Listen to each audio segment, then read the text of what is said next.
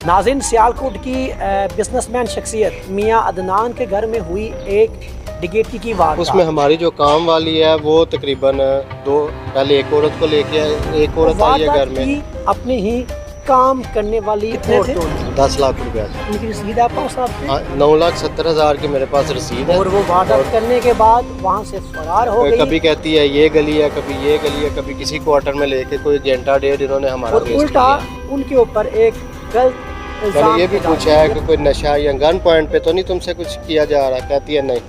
नाज़रीन, सियालकोट की बिजनेसमैन शख्सियत मियां अदनान के घर में हुई एक डकैती की वारदात। वो वारदात की अपने ही काम करने वाली औरतों ने और वो वारदात करने के बाद वहाँ से फरार हो गई और उल्टा उनके ऊपर एक गलत इल्ज़ाम लगा दिया। ये वाक़या है क्या, जानते हैं मियां अदनान साहब से उनसे बात करते हैं क्या हुआ और कैसे हुआ। अस्सलाम वालेकुम। वालेकुम सलाम। कैसे हैं मियां साहब? ठीक ठाक, अल्लाह का शुक्र। आप सुनाए कैसे हैं? ये सब क्या हुआ था? एक्चुअली 5-6 माह पहले हमने एक काम वाली रखी घर में, वो हमारे घर में काम कर रही थी। फिर रमज़ान में हमने एक गाड़ी सेल की, उसकी पेमेंट आई थी और वो 9,70,000 थी। कुछ पैसे पास से डाले, हमने 10 लाख पेमेंट देनी थी। वो पेमेंट लेके मैं घर चला गया। घर जो बेडरूम की कबर्ड होती है वाशरूम के अंदर, ड्रेसिंग जो, उसके दराज में मैंने पैसे रखे। तो 2-3 दिन बाद जब हमें ज़रूरत पड़ी है, मैं जाके उसको पैसे लेने लगा हूँ, लेकिन उसके अंदर पैसे कोई नहीं थे। वालदा भी मेरे साथ थी। वालदा लाख खो रही थी, लेकिन वो लाख जो है अटक गया था। मैंने देखा तो वो एक साइड से कोई पेचकस या किसी चीज़ से वो लाख खोला हुआ था। मैंने उसके बाद ना वो CCTV फुटेज चेक की है सारी, अपने घर के कैमरे सारे चेक किए। उसमें हमारी जो काम वाली है वो तकरीबन पहले एक औरत को लेके आए, एक औरत आई है घर में। जब उसने बैल दिया, उससे सलाम लिया, उसको अंदर लेके आ गई है। आप फुटेज में चेक कर सकते हैं उसके ना।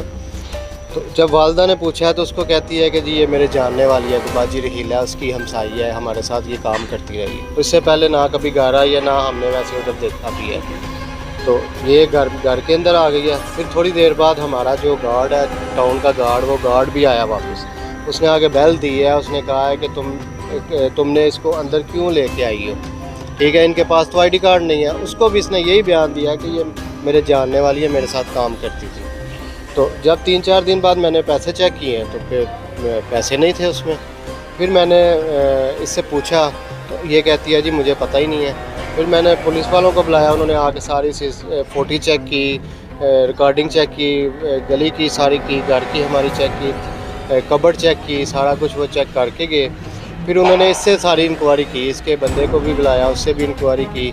तो ये कहती है जी ठीक है, मैं रिकवरी करवाती हूँ। ऐसे कितने थे? 10 लाख रुपया था। उनकी रसीद आप पास आपके 9,70,000 की मेरे पास रसीद है और 30,000 की जो है वो हमने कैश दूसरा डाला था। 10 लाख रुपये रखा आपने वहाँ पर? हाँ जी, 10 लाख आपने कि आप घर में रखा? मेरी वालदा ने रखा। ठीक है। उसके बाद जो है जब इन्होंने चेक किया था, उन्होंने आगे फुटेज चेक की, इससे पूछा तो इसने कहा जी लतीफ़ाबाद मोहल्ला है, उधर वो औरतें रहती हैं, तो मैं आपको उधर ले जाती हूँ। फिर पुलिस वाले साथ लेके उधर गए उसके घर जाके उन्होंने चेक किया।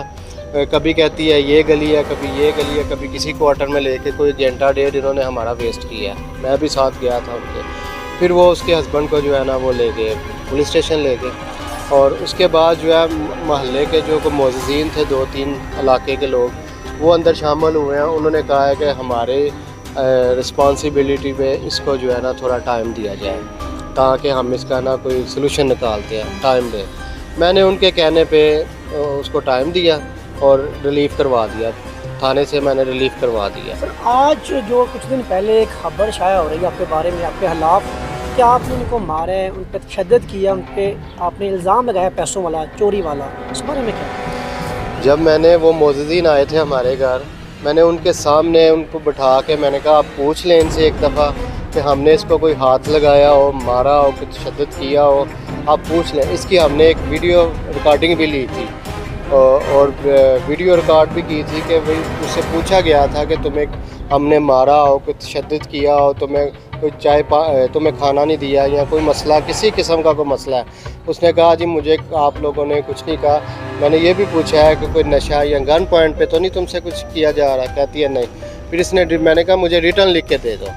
फिर इसने मुझे रिटर्न लिख के दिया है ہم نے ادھر ریٹن لکھا ہے، پھر اس کے ہسبینڈ اور اس نے سائن کیے ہیں، ساتھ وہ 2 معززین تھے، وہ گواہ تھے اس میں وہ بھی آپ کو پروف دے سکتا ہوں، ٹھیک ہے.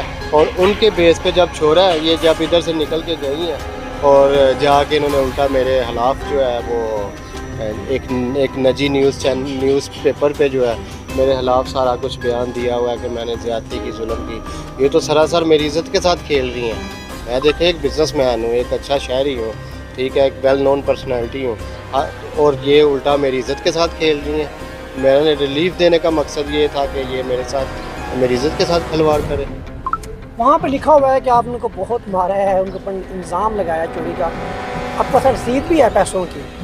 آپ نے جب سب کچھ کر لیا، پولیس سے بات ہو گئی، سب کچھ ہو گیا، ریلیف کے بعد ان سے رابطہ کیا آپ نے؟